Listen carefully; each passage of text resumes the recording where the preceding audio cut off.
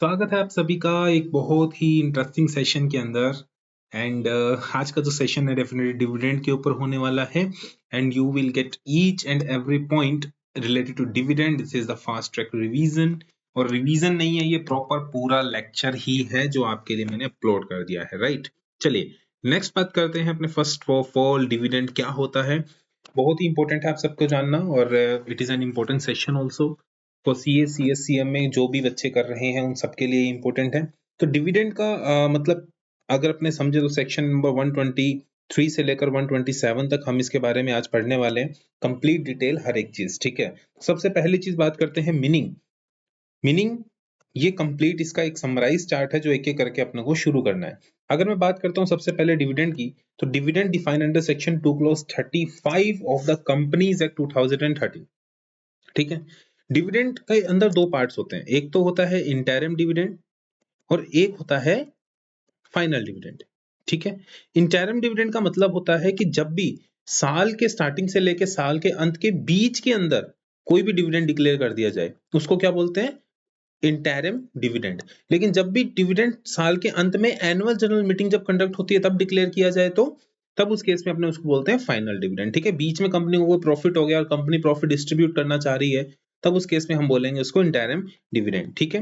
तो dividend apply on the distribution of any sum, मतलब company का जो भी प्रॉफिट होता है या कंपनी क्या करती है अपने फ्री रिजर्व्स में से, जो उनके पास रिजर्व्स है उसमें से अपने शेयर होल्डर्स को क्या दे देती है, कुछ पैसा दे देती है। जिन जिन लोगों ने जो जो कंपनी के शेयर होल्डर्स हैं, जिन जिन ने कंपनी के शेयर्स को जो है बाय किया हुआ है, उन सबको क्या मिल जाता है, थोड़ा थोड़ा पैसा एज ए बेनिफिट वो दे देती है कि ठीक है ये आपका कंपनी का डिविडेंड है। ऐसी बहुत सी कॉर्पोरेट्स है, ऐसी बहुत सी लिस्टेड एंटिटीज हैं जो क्या देती है, डिविडेंड डिस्ट्रीब्यूट करती है। नेक्स्ट पॉइंट की बात करें कि डिविडेंड एक प्रकार का शेयर होल्डर का क्या है, रिटर्न है, जो भी उन्होंने इन्वेस्टमेंट किया या उनकी कैपिटल जो कंपनी के अंदर लगी हुई है उसके अंदर। और एक चीज खास में ध्यान में रखी हुई है कि जब भी ये जो डिविडेंड डिक्लेयर होता है ये बोर्ड द्वारा डिक्लेयर किया जाता है। किसके द्वारा, बोर्ड ऑफ डायरेक्टर्स द्वारा, बोर्ड ऑफ डायरेक्टर्स द्वारा। एक बार बोर्ड ऑफ डायरेक्टर ने जो जो वैल्यू रख दी कि हम इतने रुपए का डिविडेंड देंगे, उसके बाद उसको चेंज नहीं किया जाता है। जनरली मेंबर्स इस चीज की डिमांड नहीं कर सकते भाई हमें डिविडेंड ज्यादा चाहिए, तो मेंबर उसको चेंज नहीं कर सकते। कोई भी डिविडेंड जो भी बोर्ड ने रिकमेंड करी उससे ज्यादा वो नहीं हो सकता है, ठीक है। और डिविडेंड जो भी डिक्लेयर होगा वो फेस वैल्यू के ऊपर होगा। जनरली कंपनी की जो फेस वैल्यू होती है वो 1 रुपए से लेके 10 रुपए तक की वैल्यू होती है, कंपनी की फेस वैल्यू, ठीक है। तो इसी फेस वैल्यू के ऊपर जो भी परसेंटेज उसको देना है, लाइक 2 रुपीज पर शेयर या इस तरीके से जो भी उसको वैल्यू देनी है वो दे देता है। अगली बात करें द टाइप ऑफ डिविडेंड, मैंने आपको बताया इंटरिम डिविडेंड यानी कि साल के बीच के अंदर कभी भी कोई डिविडेंड दे दिया जाता है। Interim dividend board of director ही डिक्लेयर करते हैं किसी भी समय, कब, during the closure of till the hold of annual general meeting. जब 31 मार्च आ जाता है यानी 31 मार्च साल अंत हुआ, उसके जो एजीएम होने वाली है उस एजीएम के बीच के अंदर जब भी कोई डिविडेंड डिक्लेयर किया जाता है तो उसको क्या बोला जाता है, इंटरिम डिविडेंड बोला जाता है, ठीक है। जो भी डिक्लेरेशन होगा इंटरिम डिविडेंड का, ये कैसे होगा, out of profit before the final adoption of the accounts. जैसे कि एजीएम होती है, एनुअल जनरल मीटिंग होती है, एनुअल जनरल मीटिंग के अंदर बेसिकली हमारा एक एजेंडा होता है, ठीक है। और एजेंडा क्या होता है कि हमें जो भी बुक्स ऑफ अकाउंट्स है उसको अडॉप्ट करने होते हैं, है ना, जो भी बुक्स ऑफ अकाउंट्स है उनको हमें अडॉप्ट करने होते हैं, फाइनलाइज करने होते हैं, राइट। तो अब ये जो फाइनलाइज ऑफ अकाउंट्स है इससे पहले पहले आपको क्या करना है, फाइनल अडॉप्ट करने से पहले पहले क्या करना है, डिविडेंड को डिक्लेयर करना है। और interim dividend set to be declared and paid between 2 AGM, 2 AGM के बीच में इसको दिया जाता है। अगली बात करें क्या क्या सोर्स हो सकते हैं, कंपनी का अगर सरप्लस है, प्रॉफिट है, या किसी भी फाइनेंशियल ईयर के प्रॉफिट है, या फिर profit generate in the financial year till the quarter preceding the date of declaration of dividend. यानी कि अगर कंपनी को कोई भी प्रॉफिट हो जाता है, जैसे कंपनी को कोई भी P&L के अंदर उसको दिखा कि हमें अच्छा खासा प्रॉफिट है तो हम बीच में डिविडेंड डिक्लेयर कर रहे हैं, या क्वार्टरली जो भी स्टेटमेंट्स बना रही है कंपनी उसके अंदर से अगर उनको प्रॉफिट नजर आ रहा है तो अब उस केस के अंदर क्या किया जा सकता है, जो है डिविडेंड डिक्लेयर कर दिया जाता है, ठीक है। आई होप आपको ये चीज समझ में आई होगी, ठीक है। तो if the company has issued the losses, अगर कंपनी को लॉस होता है तब उस केस के अंदर अपने क्या करेंगे, ठीक है। अगर कंपनी को लॉस होता है तो करंट ईयर के अंदर तो कंपनी किस तरीके से डिविडेंड डिक्लेयर करेगी, ये अपने नीचे एग्जांपल के साथ करेंगे, ठीक है, वहां पे आप क्या कर पाएंगे, बहुत अच्छे से समझ पाएंगे। ऑलराइट, चलिए इसके बाद बात करते हैं the amount of the dividend including the interim dividend. जो भी होगा उसको एक सेपरेट अकाउंट में डिपॉजिट करना पड़ेगा 5 दिन from the date of declaration. जिस दिन आपने डिक्लेयर कर दिया उसके 5 डेज के अंदर अंदर एक सेपरेट अकाउंट ओपन करना पड़ेगा और उस अकाउंट में सारा का सारा पैसा जो भी डिविडेंड का पैसा है वो डिस्ट्रीब्यूट अंडर उसके करना पड़ता है, ठीक है। ओके, इसके बाद बात करें फाइनल डिविडेंड की, जो एजीएम में डिक्लेयर किया जाता है और वो बोर्ड जो डिक्लेयर करेगा वही फाइनलाइज होगा, तो मेंबर द्वारा इंक्रीज नहीं किया जा सकता वो, ठीक है। डिविडेंड के सोर्सेज क्या होंगे, वही बातें हैं कि पहली बात तो ये है कि profit from the current financial year, या फिर कोई पिछले साल का प्रॉफिट है तो भी उसमें से देख सकते हो, ठीक है। अच्छा, only free reserves and no other reserves are to be issue declare for the dividend. जब भी कंपनी के पास कोई फ्री रिजर्व्स होते हैं, वो फ्री रिजर्व्स यानी कि ऐसा पैसा जो उनको इसलिए यूज करना है कि कभी भविष्य में जरूरत पड़ जाए या भविष्य में कभी हमारा कोई पैसा कि हमें आवश्यकता हो, तब उस केस के अंदर हम क्या रखते हैं, फ्री रिजर्व्स मेंटेन करते हैं, ठीक है। तो फ्री रिजर्व्स अगर कोई है कंपनी के पास तो उसमें से क्या कर सकती है कंपनी, डिविडेंड डिक्लेयर कर सकती है। अगर कोई सेंट्रल गवर्नमेंट की कंपनी है तो उस केस के अंदर वो डिविडेंड उतने डिक्लेयर करेगी जितने की उन्होंने गारंटी दी है, ठीक है।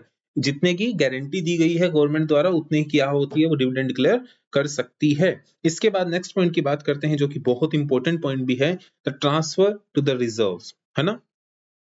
ओके, अच्छा एक चीज बाकी आपको एग्जांपल के साथ समझाऊं तो आई थिंक वो ज्यादा बेटर स्टेज में आप रहेंगे, ठीक है, ये फॉर्मूला के साथ। लेकिन बेसिकली बात क्या होती है कि जब भी कंपनी को डिविडेंड डिक्लेयर करेगी, देखो कंपनी को डिविडेंड डिक्लेयर करना है, कंपनी के पास क्या है इस टाइम, कंपनी के पास इस टाइम पैसा है, फ्री रिजर्व्स के अंदर कुछ प्रॉफिट्स आ गए मान लो, तो प्रॉफिट्स का अब उनको क्या करना है, सबसे पहले तो अपने लॉसेस सेट ऑफ करने हैं, सबसे पहले डेप्रिसिएशन सेट ऑफ करना है कि कंपनी चलती रहनी चाहिए, कंपनी चलती रहेगी तभी तो वो लॉसेस सब सेट ऑफ होंगे। तो कंपनी सबसे पहले अपने लॉसेस सेट ऑफ करेगी, डेप्रिसिएशन सेट ऑफ करेगी, उसके बाद जाकर वो जो लॉस, वो जो प्रॉफिट बचा है वो आगे क्या हो जाएगा, डिस्ट्रीब्यूट हो जाएगा, ठीक है। तो अब इसके अंदर क्या है कि डिक्लेरेशन की जाती है when there is an inadequacy या फिर कोई एब्सेंस ऑफ प्रॉफिट अगर रहता है, तो उस केस के अंदर जो फ्री रिजर्व्स हैं, फ्री रिजर्व्स में से लास्ट ऑडिट के अंदर कुछ पैसा है तो उसमें से क्या कर दिया जाएगा, वो डिस्ट्रीब्यूट कर दिया जाएगा। I hope this is clear to you all. Example से समझते हैं, इससे एक क्वेश्चन आने की उम्मीद जरूर है, जो अपने बेसिकली कर लेंगे सभी चीजें, ठीक है। तो सबसे पहले we will discuss about the conditions of the declaration of dividend, ठीक है। तो कुछ ऐसी कंडीशन है, आप एग्जाम्पल के लिए तौर पे देख सकते हैं कि कितना डिविडेंड डिक्लेयर किया जाएगा। तो सबसे पहला केस नंबर 1 क्या है कि पिछले तीन सालों की एवरेज लेनी है, 3 years average rate of declaration of dividend. इसका मतलब ये है कि सबसे पहले पिछले 3 सालों में अगर आपने कोई डिविडेंड डिक्लेयर किया है तो उसका जो एवरेज होगा वो सबसे पहला रेट रहेगा। यानी कि मान लीजिए पिछले साल उन्होंने 10% डिविडेंड डिक्लेयर किया था, उससे पिछले साल 9% किया था, उससे पिछले साल 8% किया था, तो इन तीनों का जो एवरेज है वो है 9%, है ना। तो 9% से ज्यादा डिविडेंड डिक्लेयर नहीं कर सकते। अच्छा, अगर मान लीजिए 3 साल पूरे ही नहीं हुए तो क्या ही केस एप्लीकेबल होगा, step number 1 is will not be followed, ठीक है। अगर उनको पिछले 3 सालों में कोई डिविडेंड डिक्लेयर नहीं किया तब उस केस में ये वाला नियम फॉलो नहीं होगा। I hope this is clear to you all, ठीक है। इसके बाद बात करते हैं, केस नंबर 1 हो गया। Case number 2, limit of withdrawal free reserve. Free reserve के अंदर आप कितना अमाउंट विड्रॉ कर सकते हैं। जो भी टोटल अमाउंट जो विड्रॉ किया जाएगा वो 10% of the paid up share capital and free reserve से कम या उसके बराबर होना चाहिए। जितना भी अमाउंट आप विड्रॉ कर रहे हैं, जितना भी अमाउंट आप निकाल रहे हैं डिविडेंड के लिए, वो कितना होना चाहिए, जितनी भी आपकी पेड अप शेयर कैपिटल है प्लस फ्री रिजर्व है, इन दोनों के टोटल के बाद जो भी इसका 10% होगा उससे क्या होनी चाहिए, कम या उसके इक्वल टू होनी चाहिए। चलिए step 3, set of the losses before dividend declaration. जो भी आपके लॉसेस हैं उसको आप सेट ऑफ करिए, तभी उसके बाद क्या होंगे, डिविडेंड डिक्लेयर होंगे। And last thing, minimum reservation balance. अगर आपका जो बैलेंस है, रिजर्व है, उसके अंदर कम से कम क्या होना चाहिए, फ्री रिजर्व्स में से जो भी अमाउंट विड्रॉ कर ली बहुत अच्छी बात है, लेकिन फ्री रिजर्व्स के अंदर कम से कम 15% of the paid up share capital पड़े होने चाहिए। तो अब मैं आपके साथ रिवाइज करता हूं। सबसे पहला एवरेज लेना है तीनों साल का, मतलब पिछले 3 साल में अगर एक भी साल डिविडेंड नहीं दिया तो वो उसको काउंट नहीं करना है। सेकेंड थिंग क्या थी कि आपको मैक्सिमम 10% क्या कर सकते हो आप, 10% of the free reserves plus paid up share capital plus free reserves क्या कर सकते हो, मैक्सिमम आप कर सकते हो, डिविडेंड के लिए पैसा निकाल सकते हो। तीसरी कंडीशन क्या थी कि डिविडेंड को डिक्लेयर करने से पहले सब लॉसेस सेट ऑफ कर लो और मैक्सिमम से maximum 15% of the paid up share capital, अच्छा मतलब मिनिमम इतना तो आपके फ्री रिजर्व्स में होना ही चाहिए, ठीक है, इतना क्या होना चाहिए, फ्री रिजर्व्स में होना चाहिए। चलिए देखते हैं कंपनी का पेड अप शेयर कैपिटल कितना है, 200 लाख और 240 लाख इसका एक्यूमुलेटेड रिजर्व है और लॉस जो किया है इसने 30 लाख का रिजर्व 30 लाख का इसने लॉस कर दिया, ठीक है, बहुत कोई दिक्कत नहीं है। Dividend declare 9, 10 and 12। तो सबसे पहली बात, सबसे पहला स्टेज 1, पहले स्टेप के अंदर अपने क्या कर रहे थे कि अपने तीनों का एवरेज निकाल रहे थे, 9 + 10 + 12 अपॉन में 3, है ना, तो इसका क्या निकलेगा 12, इसका आएगा 10.3%, ये देखिए लिखा हुआ 10.33%, 10.3% यानी कि 10 1/3% का क्या कर सकते हैं, मैक्सिमम डिविडेंड डिक्लेयर कर सकते हैं। तो ये सबसे पहली स्टेप आ गया। दूसरे स्टेप में क्या था कि हमें ये देखना है कि 10% of the paid up share capital and this, तो मैक्सिमम लिमिट क्या हुई, paid up share capital plus free reserves यानी कि 200 + 240 कितना हो गया 440 का 10% यानी कि 44 CR का मैक्सिमम क्या कर सकते हो आप, डिविडेंड डिक्लेयर कर सकते हो। दूसरा स्टेप क्लियर। तीसरा स्टेप क्या था कि सेट ऑफ द लॉसेस, आपको क्या करना है, लॉसेस को सेट ऑफ करना है ना। तो अब देखो सबसे पहली बात, अब ये देखिए कि कंपनी को सबसे पहले कितना प्रॉफिट हुआ है, ठीक है, सेट ऑफ लॉसेस का मतलब कंपनी को कितना का अपने जो है कंडीशन 3, करंट ईयर लॉस कितना है 30, तो amount available for dividend declaration 44 lakh, तो उसका -30 यानी 14 लाख क्या हो गया, अमाउंट जो है लास्ट में पेंडिंग रह गया। कंडीशन नंबर 4 देखो, मिनिमम रिजर्वेशन आफ्टर विड्रॉल, भाई विड्रॉ कर लिया पैसा, जो अपने पैसा है वो विड्रॉ कर लिया, अब उसके बाद मिनिमम रिजर्वेशन कितना पड़ा है अपने पास, मिनिमम रिजर्वेशन कितना होना चाहिए 15%, है ना। तो रिजर्वेशन आफ्टर एडजस्टिंग लॉस देखो कैसे, ध्यान से देखो, अब देखो मेरे पास टोटल रिजर्व कितना है 240, है ना, ध्यान से देखो 240 मेरा क्या है, 240 lakhs मेरा क्या है रिजर्व्स, -30 लाख रुपीस का मेरा क्या हो गया, लॉस हो गया, तो इसका मतलब 210 lakhs, और उसमें से मैं डिविडेंड कितना दे रहा हूं 14 लाख का, तो ये कितना हो गया 196 लाख। अब एक बात बताओ, जो भी मैंने डिविडेंड दिया, मेरे डिविडेंड देने के बाद क्या कंपनी के पास 15% of paid up share capital पड़ा है in reserve.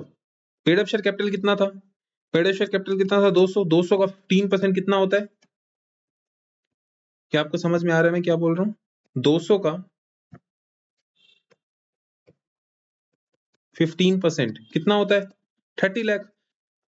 Paid up share capital का 15% ही आपका कहां होना चाहिए, एटलीस्ट फ्री रिजर्व्स में, लेकिन मेरा लॉस डिडक्ट करने के बाद कंपनी का जो नेक्स्ट पॉइंट है, कंपनी के डिविडेंड डिक्लेयर करने के बाद मेरे पास 196 लाख पड़ा है, इसका मतलब भाई मेरे पास तो बहुत पड़ा है, मेरे पास 30 लाख भी होता तब भी मैं डिविडेंड डिक्लेयर कर सकता था, लेकिन यहाँ 196 पड़ा है, तो answer is yes, I can issue the dividend, कितना कितना कर सकता हूं मैं, 14 लाख का डिविडेंड की पेमेंट कर सकता हूं। अब देखिए 14 लाख की डिविडेंड की पेमेंट हो रही है 200 लाख पे, तो इसका मतलब मेरा 7% मेरा डिविडेंड का रेट आ गया है। क्या आपको चीज समझ में आई, I hope this is clear to you, ठीक है। उसके बाद अमाउंट जो होगी डिपॉजिट होगी, ठीक है, depositing of the amount of the dividend in separate account, payment जो होगी डिविडेंड की किस तरीके से होगी, ठीक है। उसके अंदर सबसे बड़ी बात क्या है कि जो भी पेमेंट होगी डिविडेंड की वो प्रॉपर बैंकर रूट से होगी, ठीक है, पर्टिकुलर बैंकर को होगी। अगर किसी केस के अंदर वो शेयर होल्डर को खुद को दे रहे हैं तो भी उस केस में कैश में दे सकते हैं, आप काइंड में नहीं दे सकते हैं, ठीक है। शेयर होल्डर किस में देंगे, कैश में देंगे, या इधर बाय चेक या डिविडेंड वारंट इन इलेक्ट्रॉनिक मोड आप पेमेंट कर सकते हैं। प्रोहिबिशन किन किन को रहेगा, सबसे पहला प्रोहिबिशन, कोई भी कंपनी अगर डिफॉल्ट करती है डिपॉजिट्स को एक्सेप्ट करने में अंडर सेक्शन 73 एंड 74, अगर कोई डिपॉजिट्स जो लेती है उसके अंदर डिफॉल्ट कर देती है इंटरेस्ट की पेमेंट करने में या कुछ भी, तब उस केस में आप डिविडेंड डिक्लेयर नहीं कर सकते। वो सेक्शन 8 कंपनी जो एनजीओ होती है जिनका मोटिव ही नहीं होता प्रॉफिट कमाना, वो सब डिविडेंड डिक्लेयर नहीं कर सकती है। अगर किसी केस के अंदर कोई अनपेड डिविडेंड अकाउंट रह जाता है, अनपेड डिविडेंड अकाउंट मतलब हमने डिविडेंड तो डिक्लेयर किया लेकिन उस शेयर होल्डर को अभी तक दिया नहीं है, तब उस केस के अंदर क्या होगा, तो transfer the unpaid dividend to the, जो भी अनपेड डिविडेंड अकाउंट के अंदर आप उसको भेजेंगे, ठीक है। अगर वो 30 दिन के अंदर अंदर क्लेम नहीं होता, ठीक है, तो उसको मतलब बात ये है कि आज आपने डिविडेंड डिक्लेयर किया, उसके 30 डेज के अंदर अंदर भी आपको उस पैसे को नहीं पहुंचा पाए, तो आप क्या कर देंगे, अनपेंड डिविडेंड अकाउंट के अंदर क्या कर देंगे, उसको ट्रांसफर कर देंगे। अब कितने दिन के अंदर, 7 डेज के अंदर अंदर, ठीक है, 7 डेज के अंदर अंदर आप क्या करेंगे, अनपेड डिविडेंड अकाउंट में ट्रांसफर करेंगे, उसका अकाउंट ओपन करके। इसके बाद क्या होगा, with in 90 days of transferring amount the company prepare a statement, name of the share holder, last non address और अनपेड अमाउंट, कि किसको हमने शेयर का डिविडेंड नहीं दे पाए, या फिर उसका लास्ट का एड्रेस क्या था, या फिर अपने बोले उसका अनपेड डिविडेंड अमाउंट कितना है। उसके बाद वो ही डिटेल अब क्या करेंगे, कंपनी की वेबसाइट पे पब्लिश कर देंगे। तो this is an important thing to know कि अगर अनपेड डिविडेंड अकाउंट है तो क्या होगा। सबसे पहले कंपनी का डिविडेंड डिक्लेयर हुआ, उसके 30 डेज के अंदर अंदर डिविडेंड को पे करो, नहीं कर पाए तो 7 डेज के अंदर अंदर आप उसको अनपेड डिविडेंड अकाउंट में डालो, और फिर भी 90 डेज के अंदर अंदर आपको क्या करना पड़ेगा, अकाउंट मेंटेन करना पड़ेगा, और आफ्टर वेबसाइट पे भी अपलोड करना पड़ेगा। अगर किसी केस में पनिशमेंट हो जाती है टाइम लिमिट के अंदर, पे और post dividend warrant within 30 days from the date of declaration, must करना ही पड़ेगा। Post the warrant within 30 days, no punishment apply. Punishment अगर फेलियर हो जाता है तो इम्प्रीजमेंट 2 years और fine up to 1000 rupees per day का क्या लग जाता है, फाइन लग सकता है डायरेक्टर के ऊपर, ठीक है। कंपनी के ऊपर 18% इंटरेस्ट आपको क्या करना पड़ेगा, पे करना पड़ेगा उस डिविडेंड अमाउंट के ऊपर, ठीक है। एग्जाम्शन, एक्सेप्शन फॉर पनिशमेंट, यानी कि किस केस के अंदर एग्जाम्शन मिल सकती है पनिशमेंट के अंदर, no offences committed delay due to, अगर कोई कारण क्या हुआ, डिले का कारण क्या बन रहा है कि डिस्प्यूट हो रहा है, या कोई लीगल रिस्ट्रिक्शन है, या शेयर होल्डर इंस्ट्रक्शंस हैं, या फिर अपने बोले कि लॉफुल एडजस्टमेंट है डिविडेंड की, या फिर कोई भी वैलिड अदर वैलिड रीजन है, तो उस केस में आप क्या कर सकते हैं, डिविडेंड को डिले भी किया जा सकता है। Now the next point 125 and 126 section. 125 is very important section, क्योंकि ये स्ट्रेट फॉरवर्ड क्वेश्चन आपके सामने आ सकता है। 125 आईपीएफ अकाउंट होता है, investor education protection fund account. इस अकाउंट के अंदर बेसिकली यही बोला जाता है कि जब भी कोई व्यक्ति कोई अनपेड डिविडेंड है, 7 साल से उसका पैसा हमने नहीं दे पाए हैं, वो व्यक्ति मर गया, कोई भी बात है, कोई डोनेशन वगैरह है, ग्रांट है, पेनल्टीज हैं, अनक्लेम डिपॉजिट है, कोई डिबेंचर रिडम्पशन 7 साल से ज्यादा, कोई भी ऐसा शेयर है जो सेल प्रोसीड के अंदर बेचने के लिए रखा हुआ है फ्रैक्शनल, तब अगर कोई ऐसा शेयर पेंडिंग बच जाता है, ऐसा कोई पैसा पेंडिंग बच जाता है, तो उसको आप आईपीएफ अकाउंट में दे दीजिए, जो हम इन्वेस्टर की एजुकेशन के ऊपर यूज करेंगे, और उसको प्रोटेक्शन करने के लिए वेबिनार्स वगैरह करेंगे। उसका खर्चा वगैरह सब कहां से होगा, उसका खर्चा वगैरह सब किससे होगा, आईपीएफ अकाउंट से किया जाएगा। यूटिलाइजेशन कहाँ का होगा, देखो, रिफंड ऑफ अनक्लेम अमाउंट, कभी कभी ये जो 7 साल हो गए आपको डिविडेंड डिक्लेयर नहीं लिया, तो आप यहां से भी क्या कर सकते हैं, क्लेम कर सकते हैं। Investor awareness education program, compensation देना, लीगल कॉस्ट को बियर करना, या ऑडिट वगैरह की कॉस्ट को बियर करना, या एनुअल रिपोर्ट्स बनाना, ये सारे काम